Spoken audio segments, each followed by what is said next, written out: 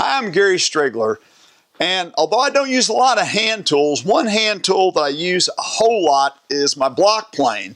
And if you've watched my videos, you've seen that. But there's another plane that years ago I came across. Again, my apologies to those of you who are just devoted woodworkers, because this, you're going to say, well, everybody knows that. But it's this. This is called a rebating or rabbeting plane. Now, if you look at it, basically the knife comes out all the way even to the edge.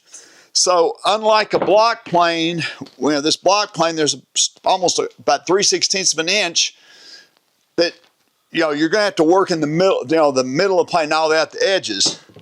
This plane's designed to work out the edges. An example would be, let's say that I needed to remove some material. I was trying to make a lap joint. I needed to move some material from that. Matter of fact, I'm going to try and color pretty much all the way over into the corner. So I can just take this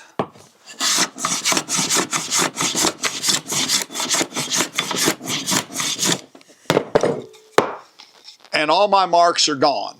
So I've got a nice clean surface all the way into the corner. So it's a specialized plane, but it can be really handy to have. This isn't even a really great one. This is an old Stanley. I don't know how old it is, but at any rate, if you really want to get a great one, you can Google that and go look at what's available. Another application that I found to be very, very helpful.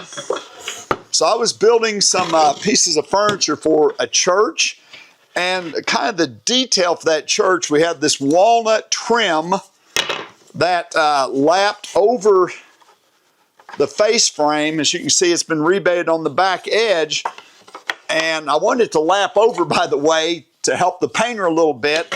Instead of having a molding that fit inside, if this was going to paint, by lapping over, at least I gave him a chance to, to mask off. Whoops, to mask off to right there. But at any rate, I was doing these rebates on the table saw, so sometimes I wasn't exactly right. So what I found was that I could take, this plane, and if I needed to, just take